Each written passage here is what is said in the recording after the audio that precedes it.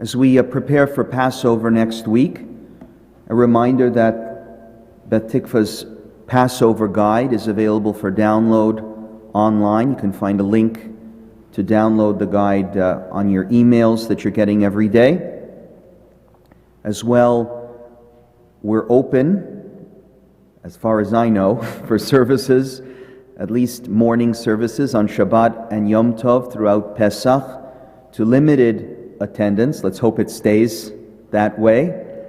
If you would like to attend services, those of us who are joining online and those in person, if you are interested in attending services at all on Pesach, please send Doris an email next week, because there's limited attendance, so she's got to allocate the spots that we have available. Just please let her know.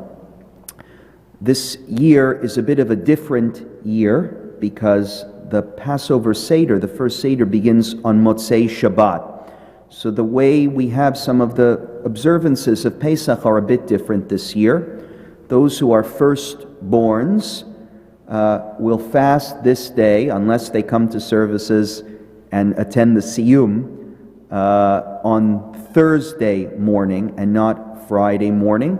So the information will be in your daily emails. I think the Siyum is 8:45 a.m. on Thursday, and we're going to move morning services on Thursday a little bit earlier. Those will be at 8 a.m.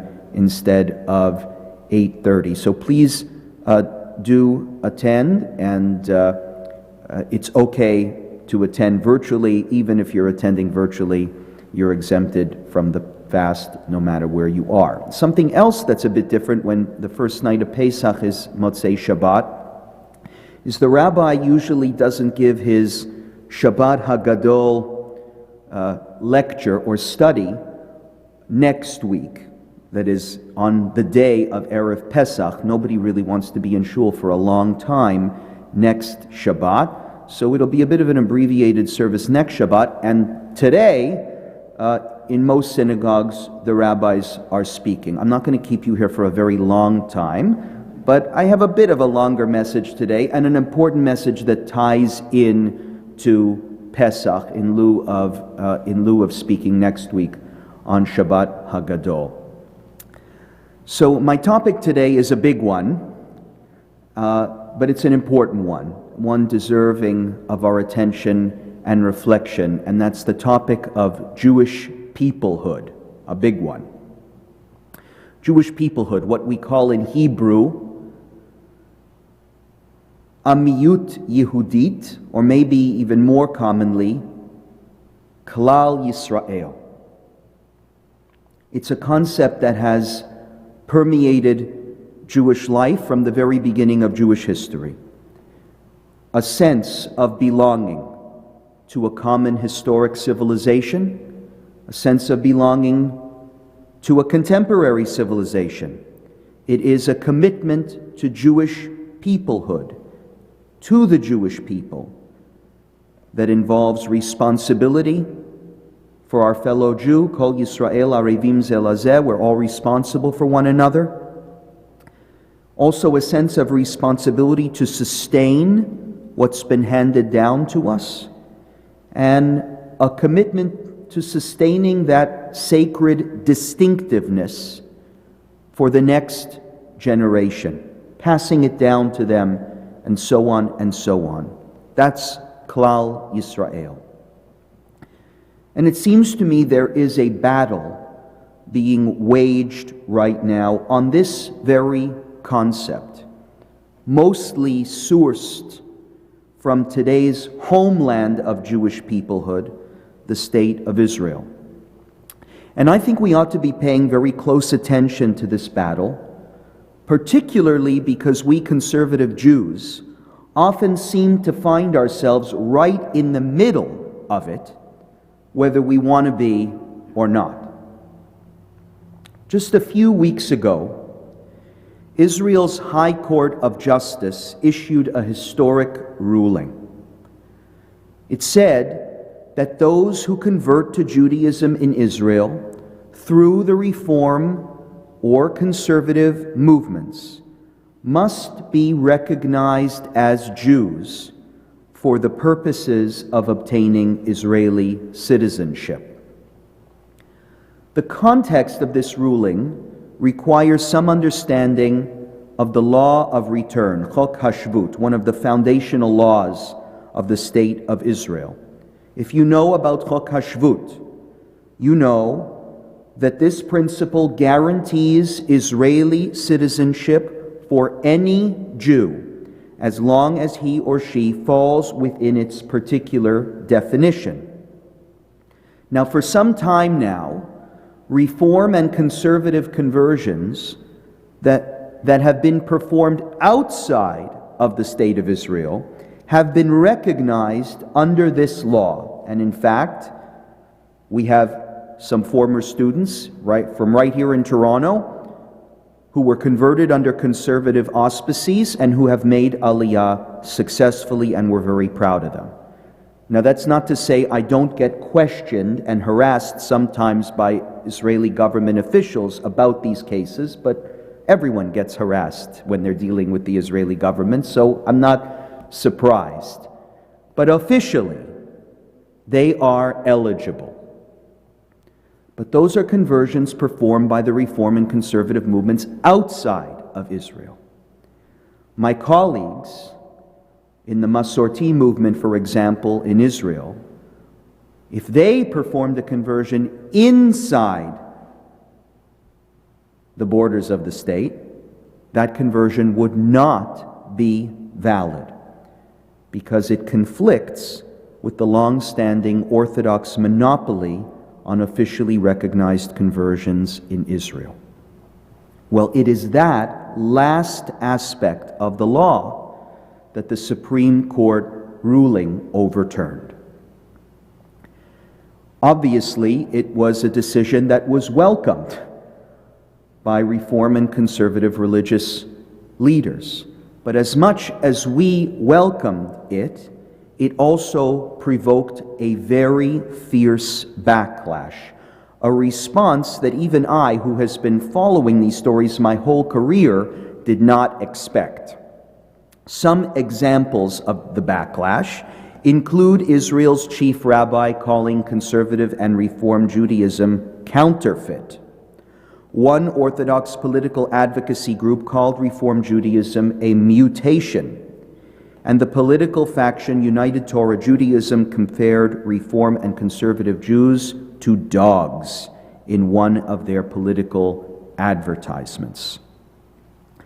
The backlash and the rhetoric took me by surprise, not because I haven't seen this kind of rhetoric before, but frankly, it's because this is a decision that does not affect the lives of that many people. Think about it. The cases we're talking about here involve usually people who already live in Israel. They may have attended school or university in Israel. They may have already served in the IDF.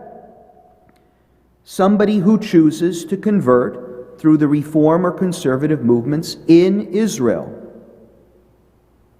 I would be shocked if there were more than a couple of dozen of such cases every year. If the ultra-Orthodox want to protest against the law of return, I would suggest protesting the provision that makes anyone with one Jewish grandparent eligible for citizenship. There are tens of thousands, if not hundreds of thousands of Israelis who immigrated to Israel under that provision in the law, who are not Jewish even by the standards of Reform Judaism. That might be a clause worth protesting.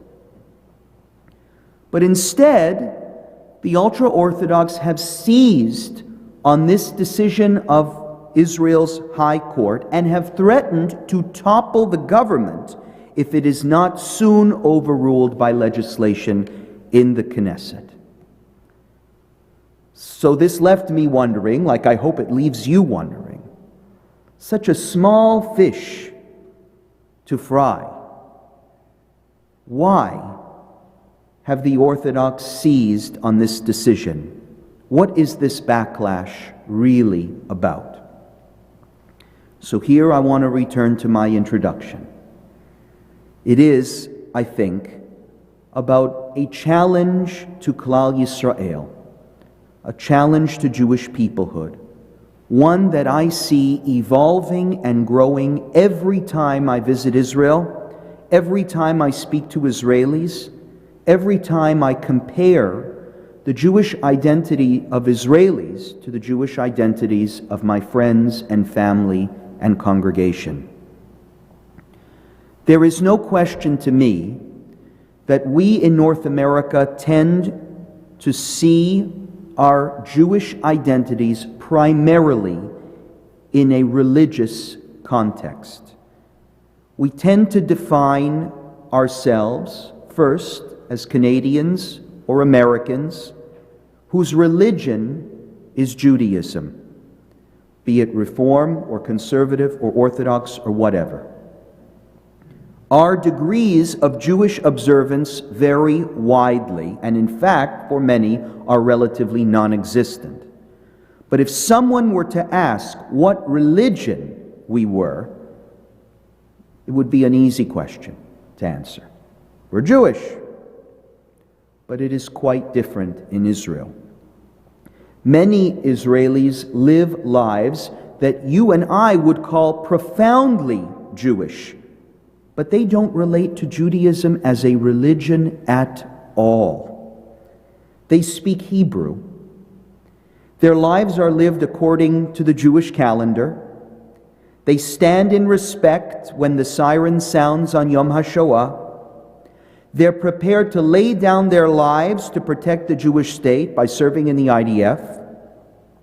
But ask them their religion, and unless they're actually religiously observant, you may get a look of utter confusion. There is a fundamental difference in the way North American Jews and Israeli Jews conceptualize Jewish peoplehood, and I'm not the first one to make that observation. A fundamental difference between two conceptions that are increasingly at odds with each other, competing, you might say, with one another. Now, this is important because what I would submit here is that the Orthodox outrage over the High Court's decision actually has nothing to do with Reform or Conservative Jews or Judaism. It is about who gets to define the boundaries of Jewish peoplehood. One view that says it is a religious question, whether Reform, Conservative, or Orthodox. We cede the question of boundaries to rabbis and synagogues. And about a whole other view entirely, a Zionist, nationalist kind of view of the boundaries of Jewish peoplehood that says, no, maybe it used to be that the rabbis and the synagogues get to define who is a Jew, but we have a state now, and that authority needs to be ceded to the state and its institutions. To me, that's what's at the root of this conflict.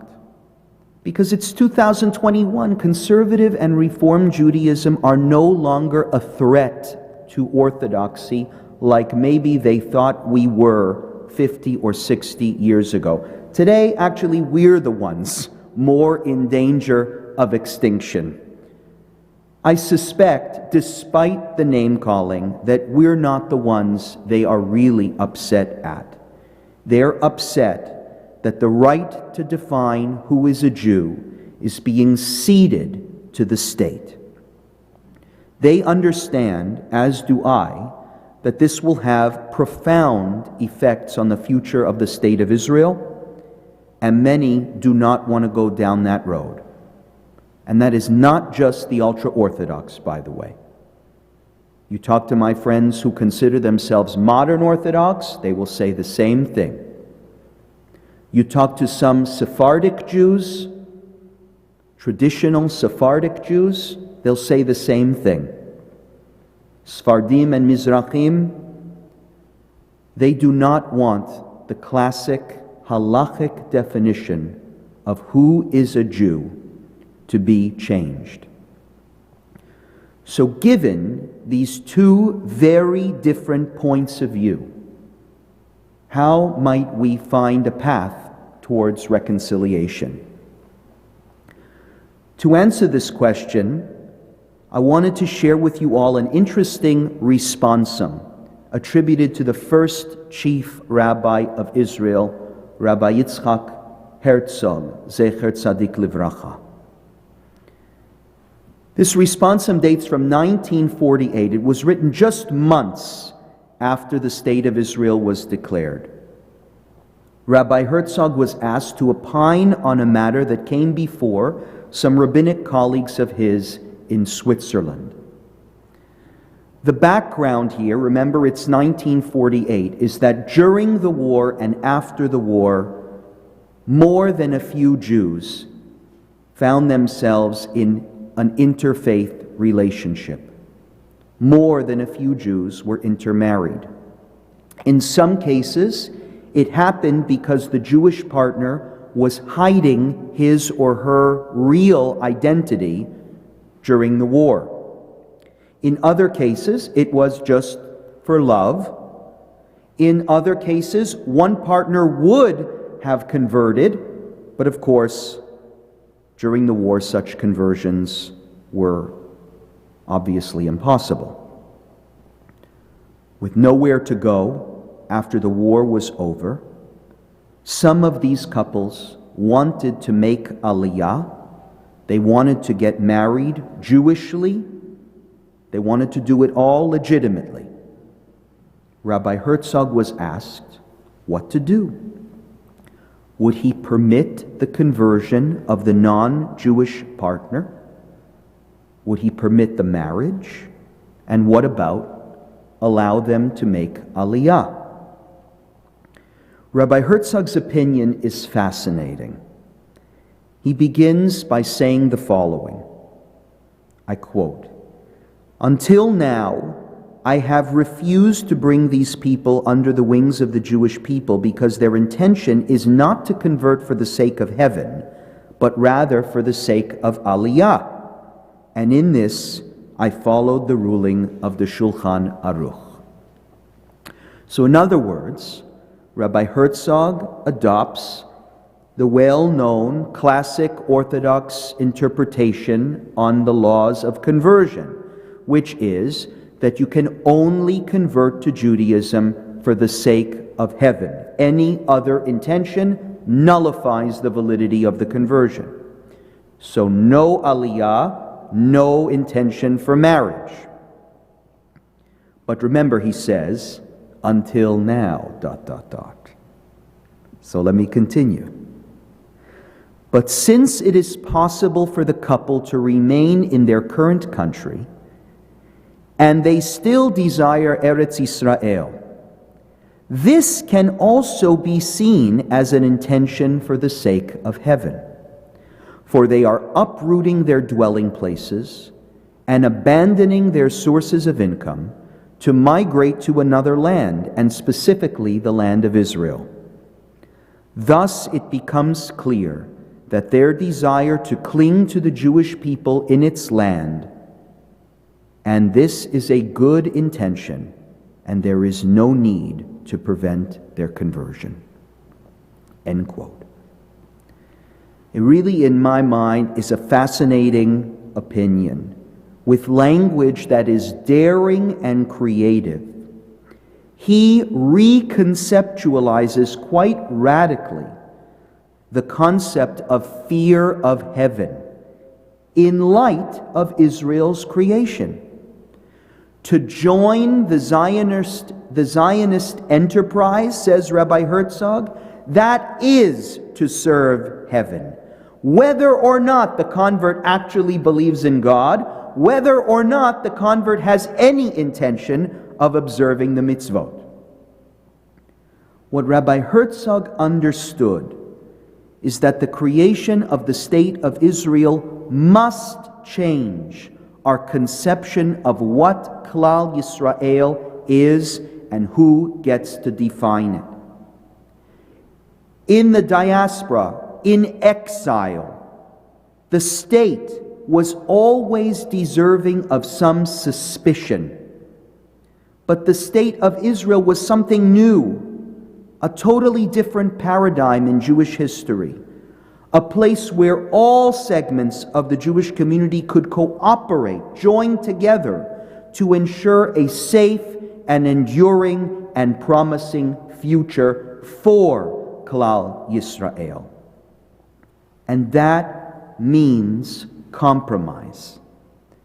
For the Orthodox, it might mean finding creative halachic solutions that don't make it impossible for somebody to convert unless they're living a fully observant life.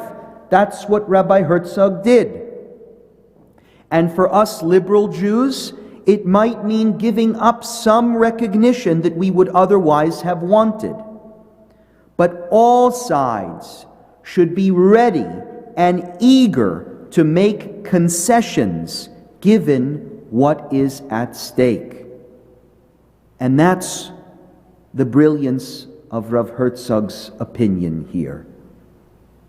He knows the truth, that there is only one Jewish state. We're not going to have an Orthodox one, a conservative one, and a Reform one.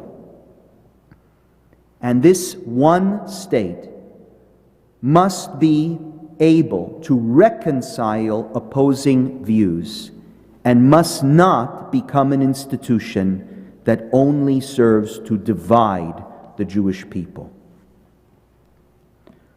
Why speak about this theme before Passover? Passover is the day, the holiday of Klal Yisrael. You might call it the Independence Day of the Jewish people. One of the great lessons of this holiday stems simply from where it appears in our calendar. Because first we have Pesach, and only then do we have Shavuot. What's the message? First comes Klal Yisrael. Then comes Judaism qua religion. And it seems to me that more and more parts of the Jewish world are celebrating the holidays in reverse order. They want Shavuot before Pesach, where one's particular denomination or religious practice becomes a wall to sever ties with fellow Jews, where the central questions of Jewish peoplehood are not how to compromise, but too often, whose house can I eat at and whose house can I not eat at? And whose shul can I daven in and whose shul can I not daven in? In such a world, the ethos of Pesach calls out to us, reminding us that Klal Yisrael comes first. It obligates us in what Daniel Gordis calls a peoplehood intoxication, where not only are we reminded to love and be loyal to the Jewish people, but also to filter our own individual religious commitments through the prism of what will be best for everybody. What is best for Klal Yisrael? That means giving up on some truth, parting with some commitment, sacrifice, the theme of our Torah reading this morning. And it's not sacrifice because of compromise. I don't even like that word, because compromise makes it seem like there's some conflict here that we're trying to overcome. There is no conflict here. This is a religious value. Sacrifice is a religious value, a principle that is in our tradition as clear as day, at least in my mind. Pesach first. That's a religious value. And if we cannot get that right, if we can't figure out Klal Yisrael, then good luck getting to Shavuot. What is the point of standing at Sinai? I yearn for the day when Judaism can become a bridge that unites us, and not the wall that some seek to use it as in order to divide us. May we celebrate Pesach, our coming into being as a people, with religious commitments that are catalysts for kindness, and may our people be a new force for hope in the world. Wishing you all Shabbat Shalom and Chag Kasher V'Sameach.